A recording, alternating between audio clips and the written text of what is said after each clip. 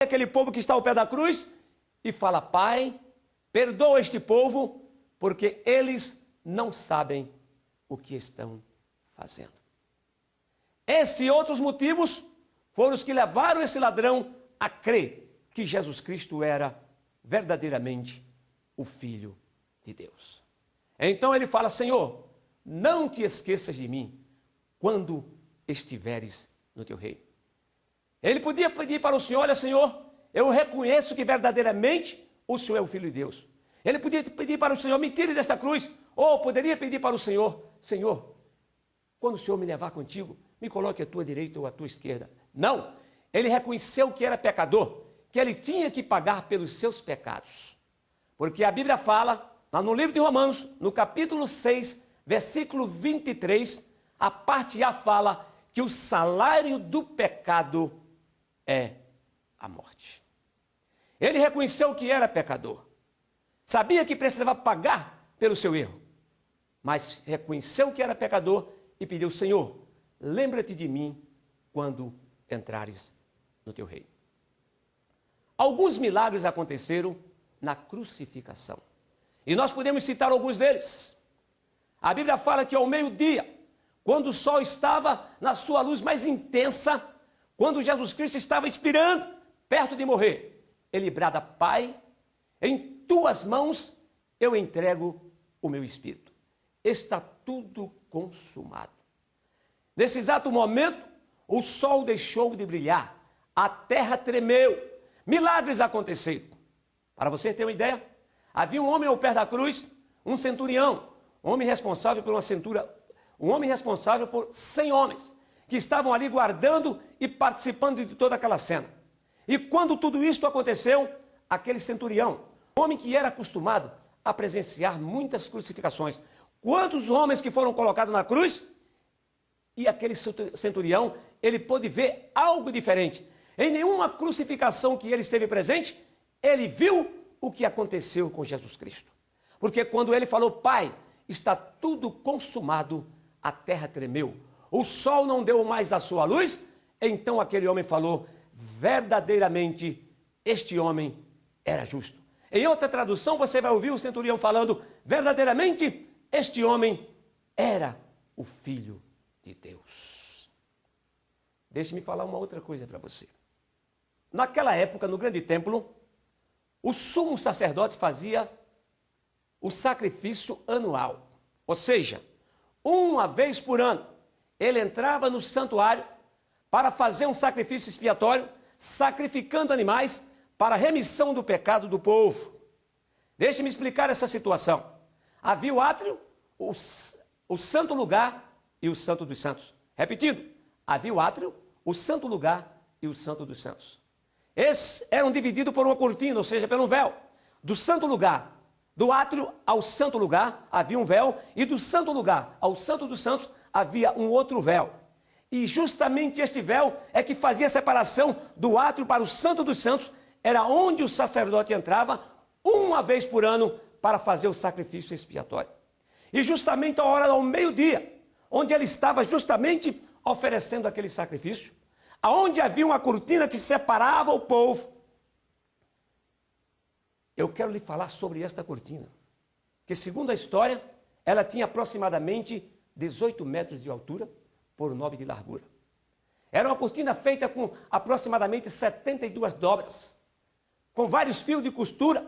Era uma coisa fabulosa. A história não conta que o tecido dessa cortina, ela foi testada com a junta de boi para ver se ela se rompia. Tamanha era a fortaleza dessa cortina.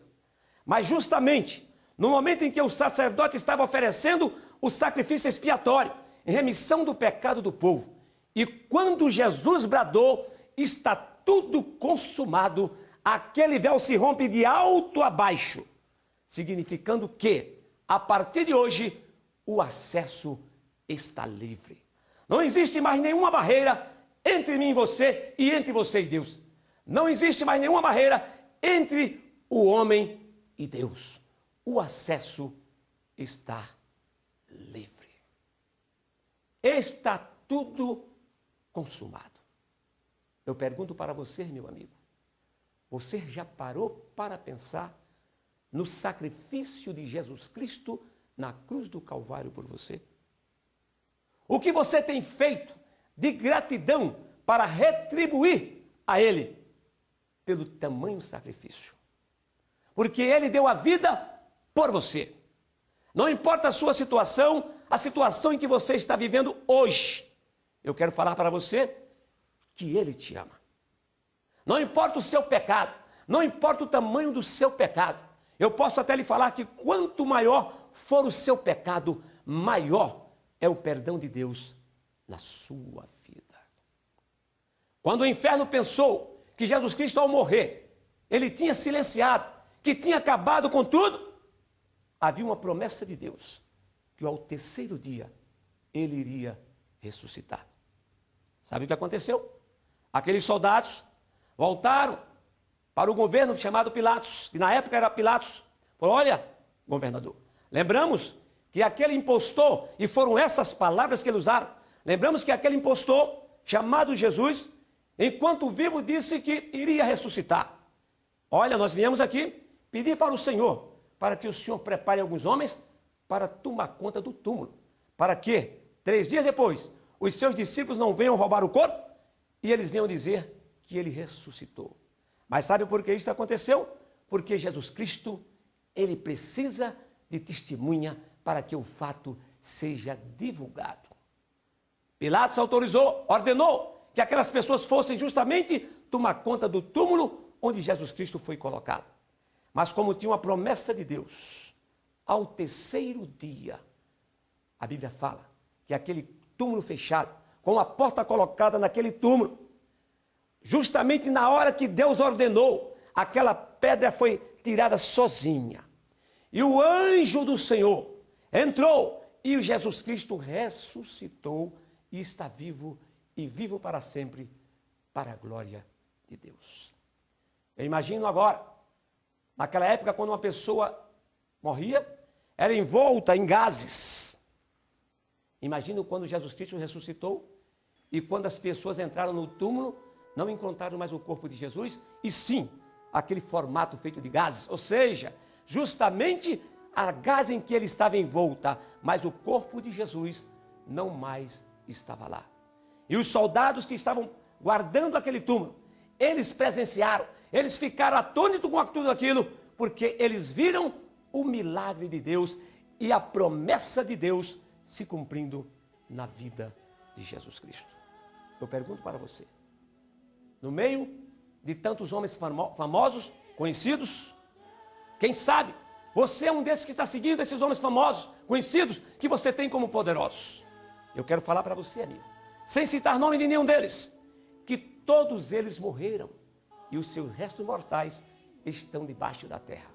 Só um ressuscitou e está vivo e vivo para todo sempre. Jesus de Nazaré. E a prova é que os soldados que estavam naquele túmulo tiveram que voltar para a cidade. Foram diante das autoridades e falaram: olha, nós vimos, nós estávamos lá, verdadeiramente ele ressuscitou.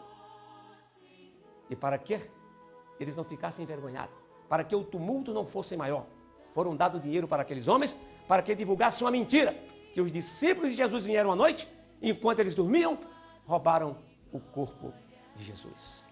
Uma coisa é certa: Jesus Cristo, Filho de Deus, ressuscitou, está sentado à destra do Pai e em breve Ele vai voltar. Promessa dele, lá no livro de João, no capítulo 14, ele fala para você: não se turbe o teu coração, crede em Deus, crede também em mim, porque na casa de meu Pai há muitas moradas. Porque se não fosse assim, eu não teria dito: eu vou vos preparar lugar. E quando eu for, virei outra vez e vos levarei para mim mesmo, para que aonde eu estiver, estejai vós também.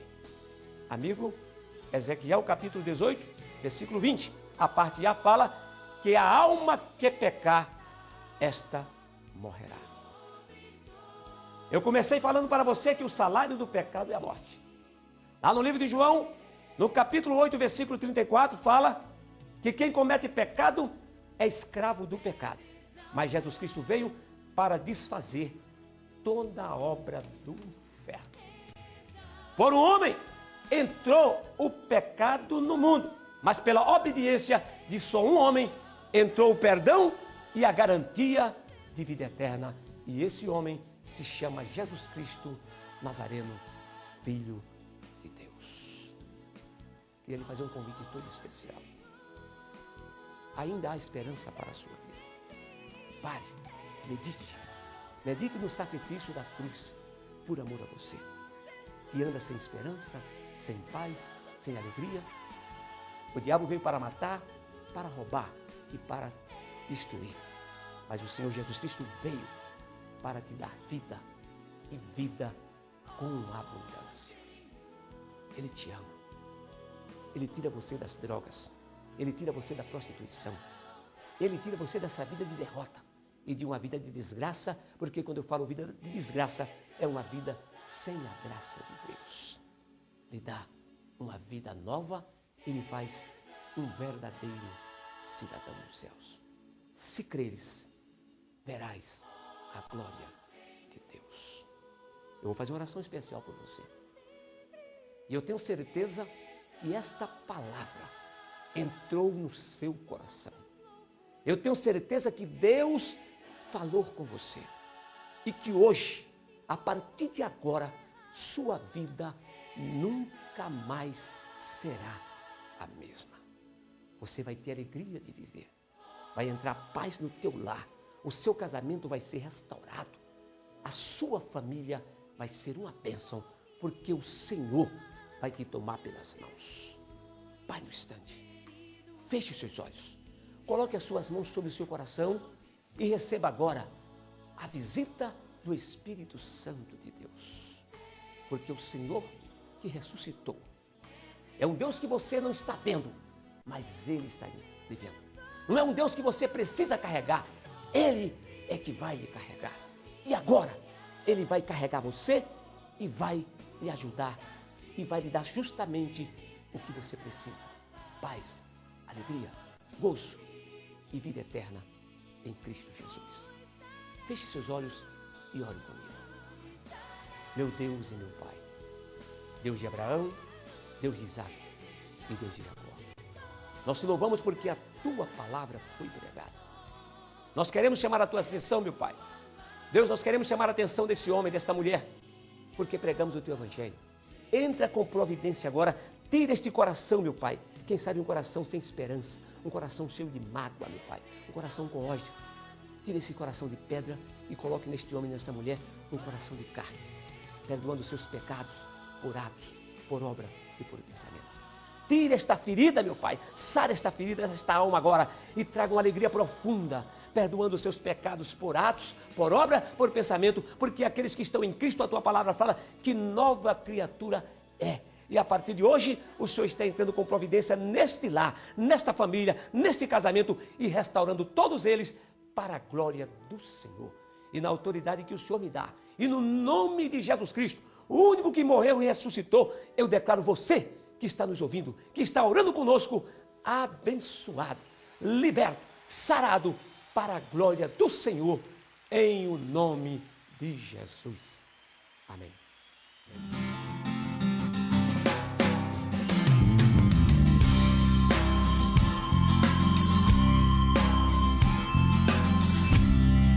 Convidamos a todos para participar do primeiro Congresso de Mulheres da Assembleia de Deus El Shaddai. O congresso acontece nos dias 6, 7 e 8 de novembro, às 19 horas. A Assembleia de Deus El Shaddai fica na QNE 3, lote 1, Taguatinga Norte. Você é o nosso convidado especial. Participe! Deus tem bênçãos para você. O Tenha Fé fica por aqui. Muito obrigada por nos receber na sua casa. Tenha uma ótima semana na paz do Senhor. Tchau, tchau!